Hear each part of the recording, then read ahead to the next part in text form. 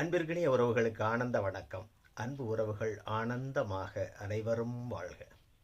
அன்பு சொந்தங்கள், இன்னைக்கு நம்ம பார்க்க போகிறது சூரியன் தரும் யோகங்கள். எல்லா கிரகமுமே நல்ல கிரகம்தான், எல்லா கிரகமுமே கெட்ட கிரகம்தான். இது நாம் முதல்ல தெரிஞ்சுக்கிடணும். எல்லா கிரகங்களும் நன்மையையும் செய்யும், எல்லா கிரகங்களும் தீமையையும் செய்யும். அதாவது எந்த ஆதிபத்தியத்தை வாங்கி இருக்கிறதோ அதை பொறுத்து. அப்ப சூரியன் எப்படி இருந்தா நல்லதை செய்வார், யோகத்தை கொடுப்பார். என்ன யோகத்தை கொடுப்பார்? அவர்கிட்ட என்ன இருக்கு? எந்த ஒரு கிரகமா இருந்தாலும் ஒவ்வொரு கிரகத்திற்குன்னு காரகம் இருக்கு. அந்த காரகங்களை தான் அந்த கிரகங்கள் கொடுப்பாங்க. இப்ப சூரியன்ட்ட என்ன காரகம் இருக்கு? சூரியன் அப்படின்னா அரசியல், அரசாங்கம், அதிகாரம், தலைமை, நிர்வாகம், 4 பேருக்கு வழிகாட்டுறது, பலருக்கு உதவக்கூடிய மனப்பாங்கு, உதவி செய்தல், நேர்மை, புகழை விரும்பக்கூடிய நிலை. அதே போல மின்சாரம், உலோகத்திலே தாமிரம், தந்தைக்கு நிகரானவர்கள். நம்ம தந்தை போல யாரெல்லாம் நினைக்கிறோமோ அவங்கெல்லாம் சூரியனுடைய காரகத்துவம். இப்போ இது எல்லாமே சூரியனுடைய காரகத்துவங்கள். அப்போ சூரியன்ட்ட இதெல்லாம் இருக்குது. அப்போ சூரியன் நல்லா இருந்தால் இந்த காரகங்களிலே நமக்கு நன்மை ஏற்படும். குறிப்பாக அரசு, அரசாங்கம், அரசியல், நிர்வாகம், தந்தை, மின்சாரம், இந்த வழிகளில் நமக்கு நன்மை நடக்கும். இப்போ சூரியன் எப்படி இருந்தால் நல்லது? முதல்ல எந்த ஒரு கிரகமும் 6, 8, 12 அப்படின்ற மறைவு ஸ்தானத்தில் இருக்கக்கூடாது. அப்படி மறைவு ஸ்தானத்துக்கு போயிட்டா அந்த சூரியனுடைய காரகங்களிலே அது எந்த ஆதிபத்தியமோ அந்த ஆதிபத்தியமும் சேர்ந்து அதில் ஒரு குறைவு ஏற்படும். முழுமையாக குறைவில் குறைவு ஏற்படும். அந்த மறைவு ஸ்தானம் சூரியனுக்கு பகை வீடாக இருந்தால் குறைவு அதிகமாகும். நட்பு வீடாக இருந்தால் குறைவு கம்மியாக இருக்கும். ஆனால் குறைவு தான். மறைவு ஸ்தானம்ன்றது மறைவு தானே. அப்போ அந்த சூரியனுடைய காரகங்களிலே குறைவு ஏற்படும். அதே போல் மறைவு ஸ்தானங்களிலேயும் இருந்து பாவ கிரகங்களான சனி, ராகு இதோட தொடர்பில் இருந்துச்சு அப்படின்னா இன்னும் அதிகமாகும். சூரியனுடைய காரகங்களால் நமக்கு செலவுகளோ, மன உளைச்சலோ, விரயமோ ஆகக்கூடும். அதே போல் மறைவு ஸ்தானத்திலேயே 6, 8, 12 சூரியன் இருந்து சுக்கிரன், குரு, பௌர்ணமி, சந்திரன் இந்த தொடர்புகள் கிடைச்சது அப்படின்னா அந்த மறைவு ஸ்தானங்கள்னு சொல்லக்கூடிய 6ஆம் இடம், 8ஆம் இடம், 12ஆம் இடத்துல அதில் இருக்கக்கூடிய நல்ல செயல்களை அவரது அதிகாரத்தின் மூலமாக கிடைக்க செய்வார். அதேபோல சூரியன் மேஷத்திலே உச்சமாவார், துலாத்திலே நீசமாவார், சிம்மம் அவருக்கு ஒரே ஒரு வீடு தான், சிம்மத்திலே ஆட்சியாக இருக்கார். அதே போல சூரிய பகவான் குரு, செவ்வாய், சந்திரன் இவர்களுக்கு நட்பு கிரகம்.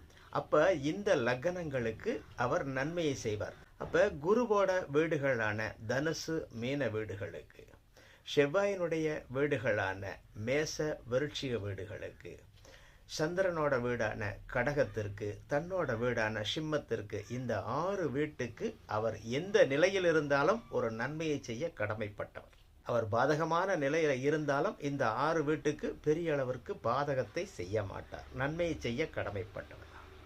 அதே போல புதன் இவருக்கு நண்பர் மட்டுமில்லை, புதனுக்கு இவர் தந்தை இல்லையா? அது மட்டும் இல்லை, சூரியனும் புதனும் கூடவே சுற்றிக்கிட்டு திடுறாங்க. கூடவே சுற்றிக்கிட்டு திடுற செவ்வாழைக்கு கெடுதல் செய்ய மாட்டார்ல. அதனால் புதன் வீடுகளான மிதுன, கன்னிக்கும் பெரிய அளவிற்கு கெடுபலனை செய்ய மாட்டார். போனால் போது நம்ம கூட தானே சுற்றிக்கிட்டு தர்றான் அப்படின்ற நிலையில் நல்லதை செஞ்சிருவார். அடுத்து சுக்கிரனுடைய வீடான ரிஷப, துலாத்துக்கு, ரிஷபமனைக்கு அவர் 4ஆம் ஆதிபத்தியத்துக்கு வர்றதுனால பெரிய அளவுக்கான கெடுபலனை செய்ய மாட்டார். அதே போல் துலாத்திற்கு 11ஆம் அதிபதியாக வர்றார். 11ஆம் இடம் பொதுவாக எல்லா லக்கணங்களுக்கும் 2, 11ஆம் இடம் பாதகஸ்தானம் இல்லையா?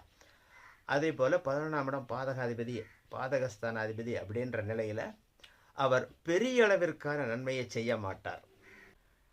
அதே போல் சனிக்கு அவர் பரம எதிரி அப்படின்றதுனால சனியினுடைய வீடுகளான மகர கும்பத்திற்கு நற்பலன்களை செய்ய மாட்டார். இப்போ இதுதான் சூரியனோட நிலை.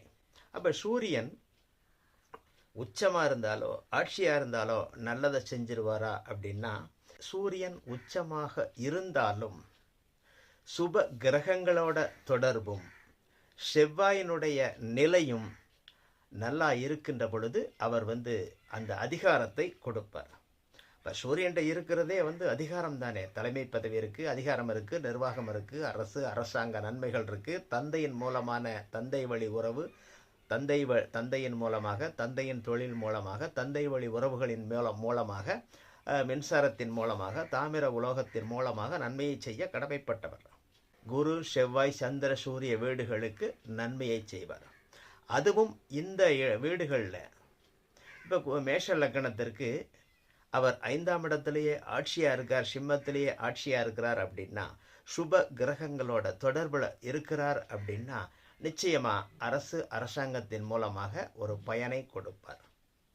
இப்போ சூரியன் குரு சுக்கிரன் பௌர்ணமி சந்திரன் இவர்களோட தொடர்பில் இருந்து அந்த ஸ்தானம் 10ஆம் இடத்தோடு தொடர்பிலையும் இருந்து அதிகார ஸ்தானங்களான மேஷ விருட்சிகம், தலைமை ஸ்தானமான அரச வீடான சிம்மம், இது இருள் கிரகங்களினுடைய தொடர்பு இல்லாமல் நல்ல நிலையில் இருந்துச்சு அப்படின்னா அவர்களுக்கு அரசாங்கத்தின் மூலமான ஆதாயத்தை கொடுப்பார்.